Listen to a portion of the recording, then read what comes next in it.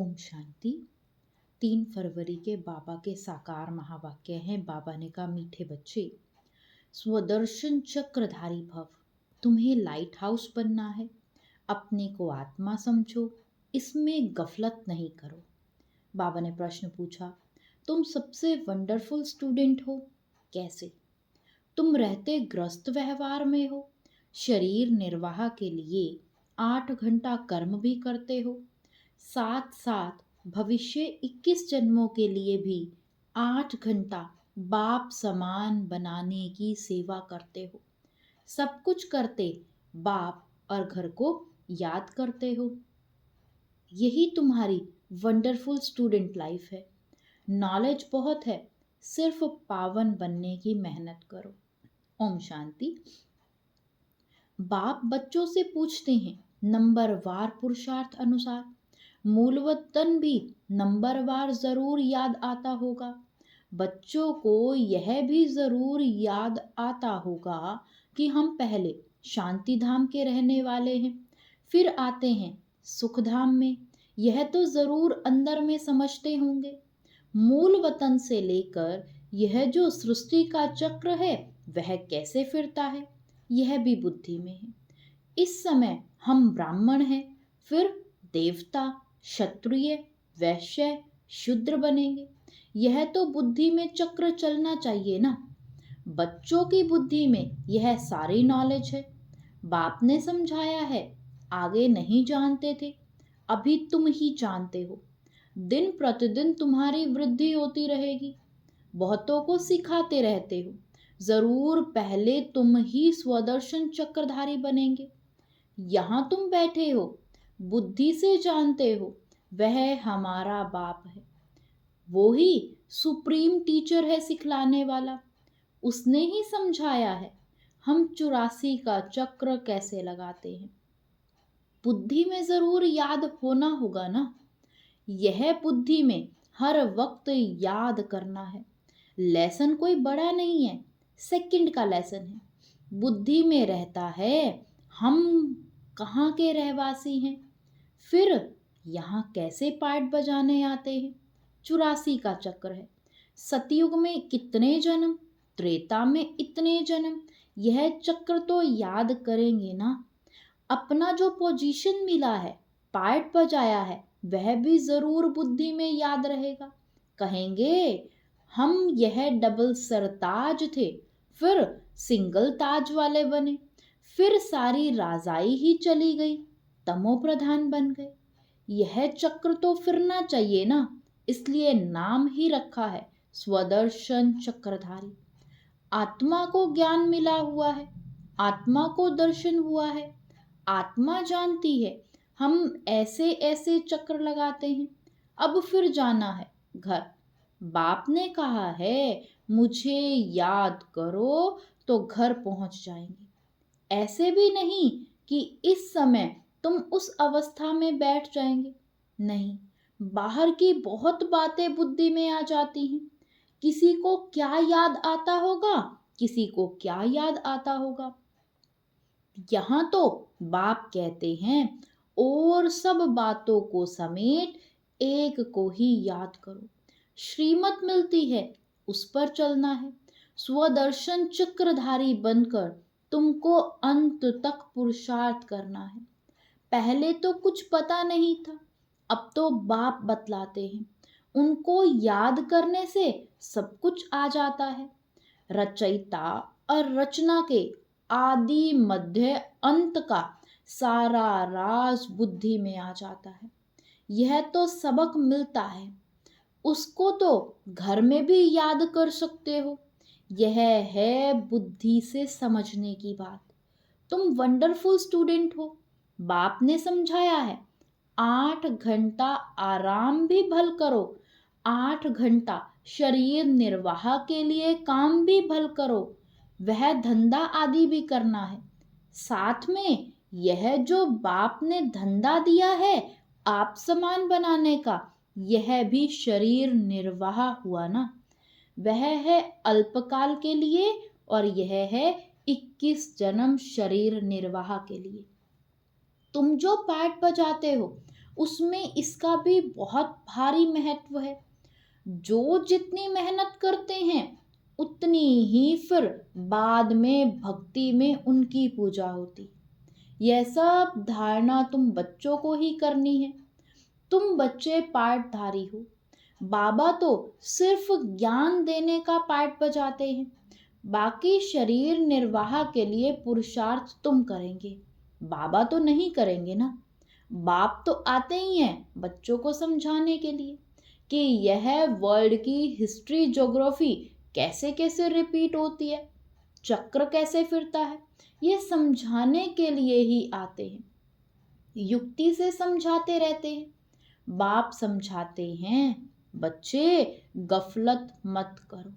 स्वदर्शन चक्रधारी अथवा light house बनना है, अपने को आत्मा समझना है। यह तो जानते हो शरीर बिना आत्मा पाठ बजा नहीं सकती।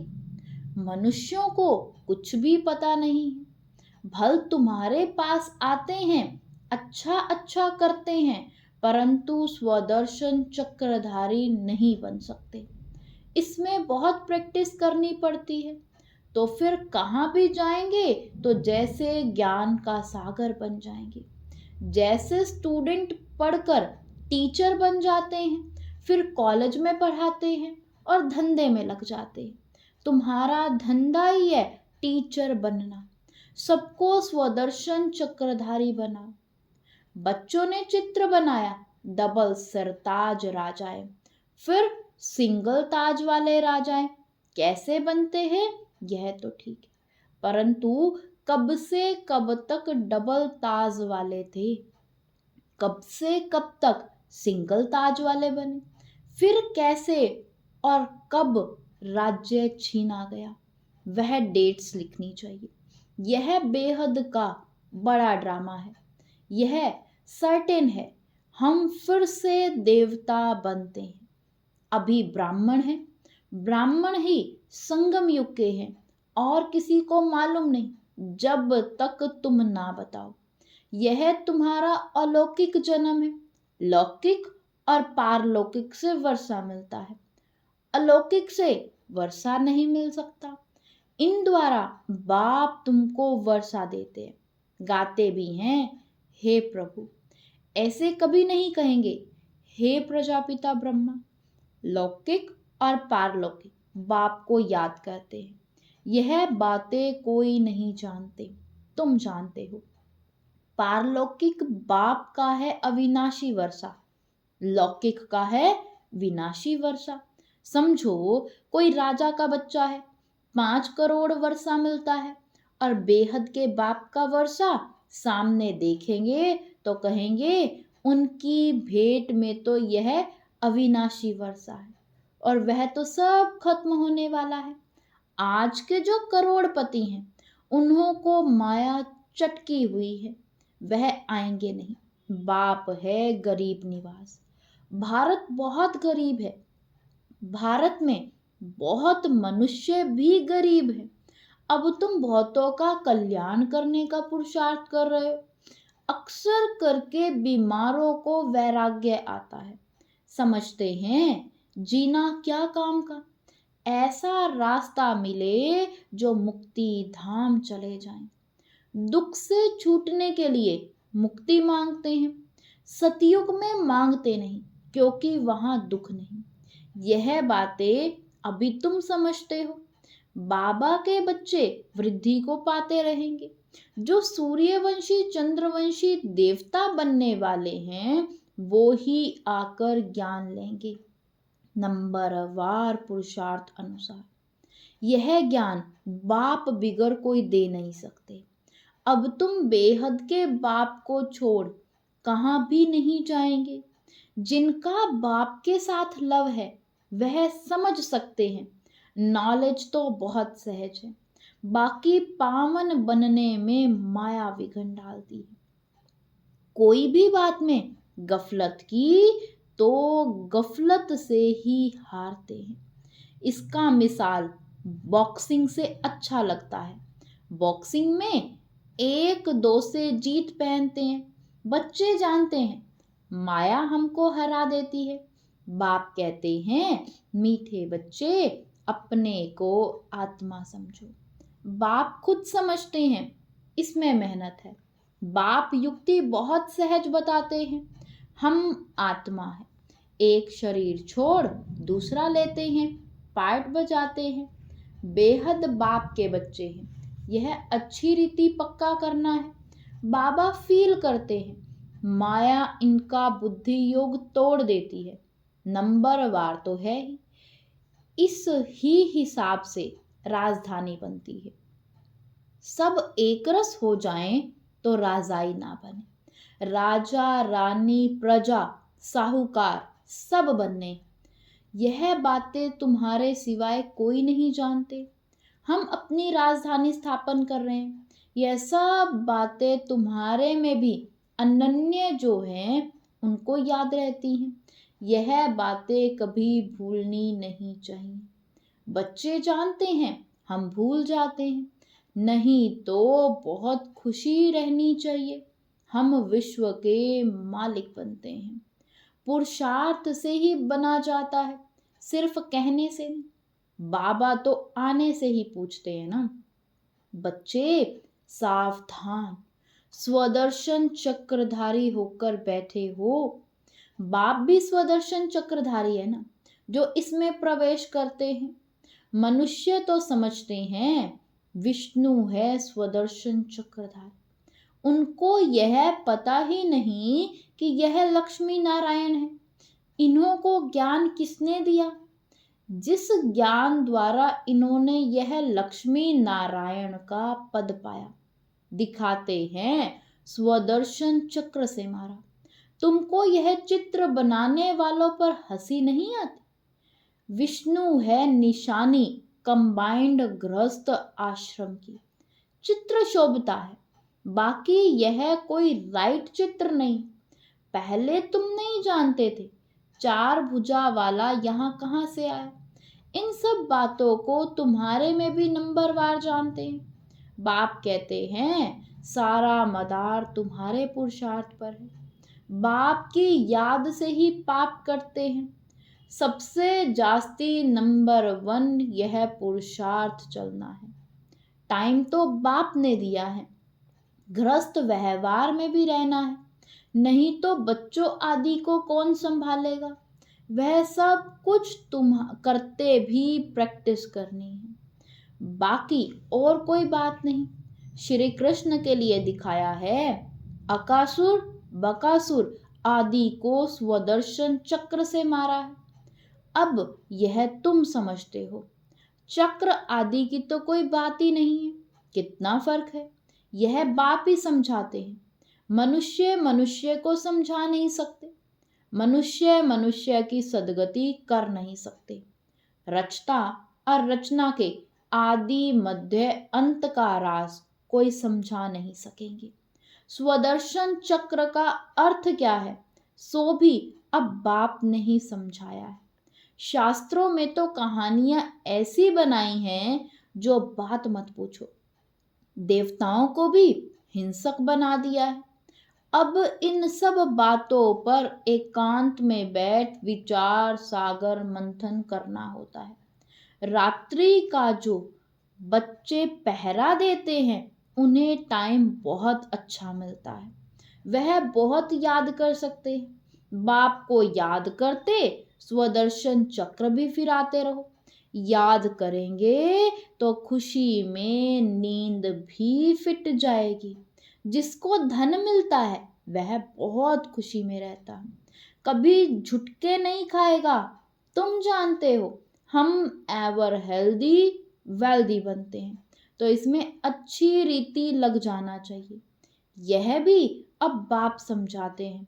ड्रामा अनुसार जो कुछ चलता है वह ठीक है, फिर भी पुरुषार्थ कराते रहते हैं। अब बाप शिक्षा देते हैं, ऐसे बहुत हैं जिनमें ना ज्ञान है ना योग है। कोई बुद्धिवान विद्वान आदि आ जाए तो बात कर ना सके। सर्विसेबल बच्चे जानते हैं हमारे पास कौन कौन समझाने वाले अच्छे हैं। फिर बाप भी देखते हैं यह बुद्धिवान पढ़ा लिखा आदमी अच्छा है और समझाने वाला बुद्धू है तो खुद प्रवेश कर उनको उठा सकते हैं। तो जो सच्चे बच्चे हैं वह कहते हैं हमारे में तो इतना ज्ञान नहीं था जितना बाप ने बैठ इनको समझाया। कोई को तो अपना अहंकार आ जाता है, यह भी उनका आना मदद करना ड्रामा में पार्ट नूंधा हुआ है। ड्रामा बड़ा विचित्र है, यह समझने में बड़ी विशाल बुद्धि चाहिए। अब तुम बच्चे जानते हो हम वह राजधानी स्थापन कर रहे हैं जिसमें सब गोरे ही गोरे थे, काले वहां होते नहीं। यह भी तुम गोरा और काला चित्र बना करके लिखो। 63 जन्म कामचिता पर बैठ ऐसे काले बन पड़े। आत्मा ही बनती है। लक्ष्मी नारायण का भी काला चित्र बनाया है। यह नहीं समझते कि आत्मा काली बनती है। यह तो सतयुग के मालिक गोरे थे, फिर कामचिता पर बैठने से काले बनते हैं। आत्मा पुनर्जन्म लेते लेते तमो प्रधान बनती है तो आत्मा भी काली और शरीर भी काला हो जाता है। तो हंसी हंसी में पूछ सकते हो लक्ष्मी नारायण को कहाँ काला तो कहाँ गोरा क्यों दिखाया है? कारण ज्ञान तो है नहीं। श्री कृष्ण को गोरा फिर श्री कृष्ण को सांवरा क्यों बनाते हैं यह तो तुम अभी जानते हो। तुमको अभी ज्ञान का तीसरा नेत्र मिला है। अच्छा, मीठे मीठे सिकिलदे बच्चों प्रति माता पिता बाप दादा का याद प्यार और गुड मॉर्निंग। रूहानी बाप की रूहानी बच्चों को नमस्ते। धारणा के लिए मुख्य सार है, फर्स्ट पॉइंट है खुशी से भरपूर रहने के लिए एकांत में बैठ मिले हुए ज्ञान धन का सिमरन करना है। पावन बन सदा निरोगी बनने के लिए याद में रहने की मेहनत करनी है। सेकंड पॉइंट, बाप समान मास्टर ज्ञान सागर बन सबको स्वदर्शन चक्रधारी बनाना है। लाइट हाउस बनना है। भविष्य 21 जन्म के शरीर निर्वाह के लिए रूहानी टीचर जरूर बनना है। वरदान दिया बाबा ने आज। त्रिकालदर्शी स्थिति द्वारा तीनों कालों का स्पष्ट अनुभव करने वाले मास्टर नॉलेजफुल भव।